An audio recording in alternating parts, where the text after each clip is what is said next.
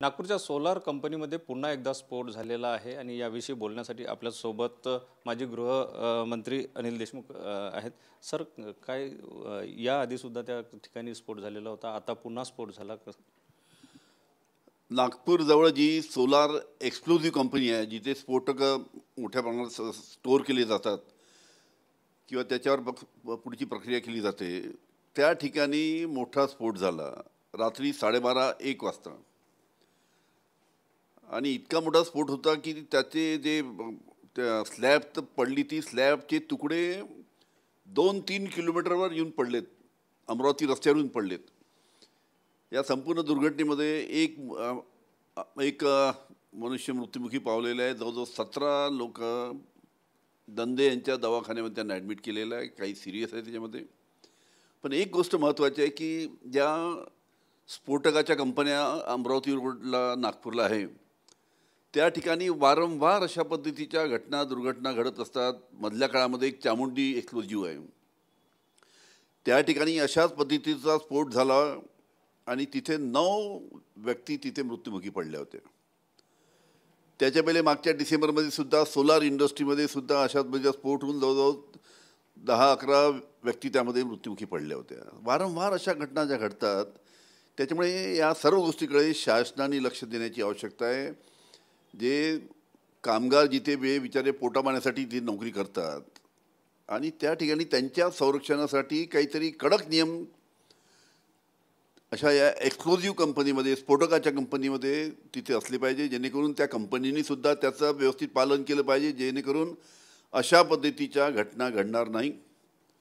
व त्याचबरोबर शासनाने सुद्धा वेळोवेळी तिथे जाऊन त्याचं इन्स्पेक्शन करून हे सर्व जे काही सेफ्टी नॉर्म्स आहेत, ते सेफ्टी नॉर्म्स ती एक्सप्लोजिव्ह कंपनी, ती स्फोटकाची कंपनी व्यवस्थित त्याचं पालन करते की नाही, याची सुद्धा पाहणी करण्याचं काम शासनाचं आहे. कारण की ह्या वारंवार वर्षातनं 3-4 घटना अशा होतात.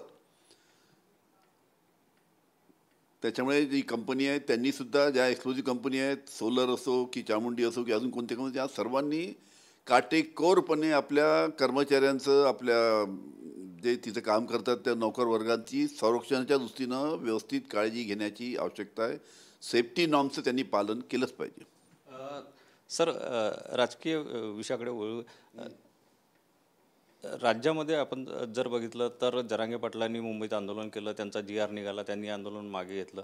मात्र OBCचे नेते म्हणून प्रचित असलेले भुजबळ जे आहे ते नाराज असल्याचं दिसते. ते कोर्टामध्ये जाण्याची तयारी असल्याचं तुम्ही कसं बघताय? एक गोष्ट महत्त्वाची आहे की मराठा समाजाला आरक्षण देण्याच्या बाबतीत कोणाचंही दुमत नाही. पण OBC समाजाची अशी मागणी होती की आमचं आरक्षण काढून कोणाला त्यामध्ये देऊ नका, आमचे वाटेकरी कोणी करू नका, अशी OBC समाजाची माफक त्यांची मागणी होती. आता जो GR निघालेला आहे, आणि आपल्याला माहीत आहे की माननीय छगन भुजबळ साहेब हे OBCचे नेते आहेत. अनेक वर्षापासून त्याच्या बाबतीत दांडगा अभ्यास आहे. आणि आता जो GR जो राज्य शासनाने काढला आहे, त्याचा अभ्यास केल्यानंतर त्यांच्या लक्षात आलं असेल की या GRमुळे बहुतेक मोठ्या प्रमाणात OBC समाजाचे हक्क डावलले जातील. म्हणून त्यांनी आपली नाराजी व्यक्त केली. काल जी मंत्रिमंडळाची बैठक होती त्याच्यामध्ये सुद्धा ते गेले नाहीत. आणि आता जो GR काढला आहे त्याला हायकोर्टामध्ये चॅलेंज करणार अशा पद्धतीची भूमिका भुजबळ साहेबांनी घेतली. कारण की त्यांनी त्या राज्य शासनाने जो परवा GR काढला त्याचा संपूर्ण अभ्यास केल्यानंतरच त्यांनी अशी भूमिका घेतली असेल. आणि त्यांच्या ते 100% लक्षात आलं असेल की या GRमुळे OBC समाजाचे हक्क डावलले जातात, त्यांच्यावर अन्याय होतो, आणि म्हणून अशा पद्धतीने त्यांनी भूमिका घेतली असावी असं माझा कयास आहे.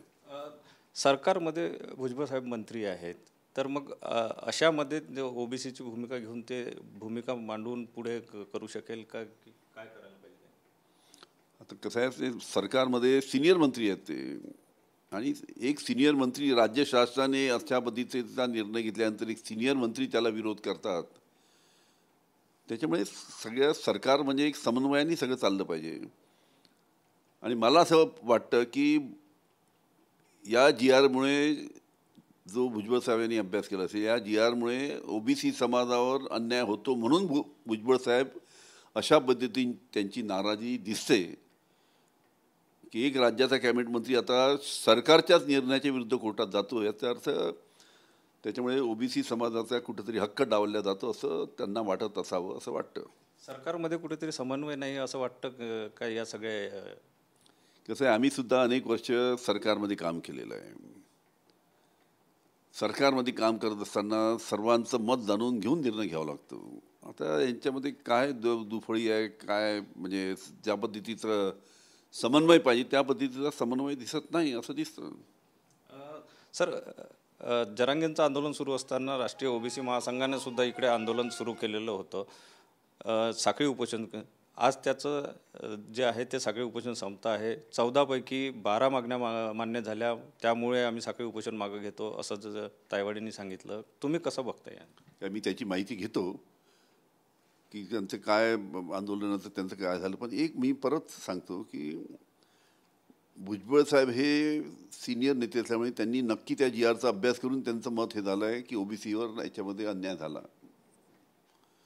आता इथे जे आंदोलन होतं ते सुद्धा त्याचा अभ्यास करतील.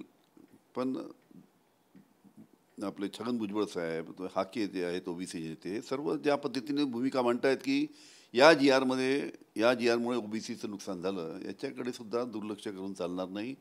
कोणत्याही परिस्थितीत ओबीसीवर सुद्धा अन्याय झाला नाही पाहिजे, ही सुद्धा महत्त्वाची भूमिका आहे. मग ओबीसी संघटनांमध्येच कुठेतरी दुमत आहे असं वाटतं, दिसतंय. माननीय छगन भुजबळ एक सांगतात, तिकडे हाके एक सांगतात, इकडे जे ओबीसी संघटनेचे आहेत नागपूरचे ते एक सांगतात. त्याच्यामुळे या बाबतीत सर्वांचा अभ्यास त्यांनी चालू आहे. पण भुजबळ साहेबांचा अतिशय मोठा अभ्यास आहे.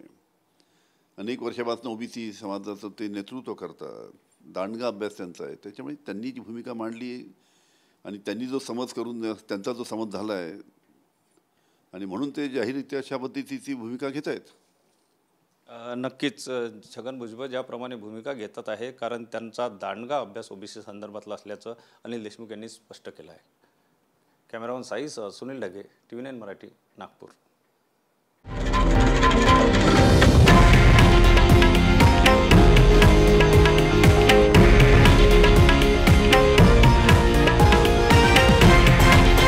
हे आहे देशातील नंबर 1 न्यूज नेटवर्क आणि आपण पाहत आहात TV9 मराठी, एकमेव.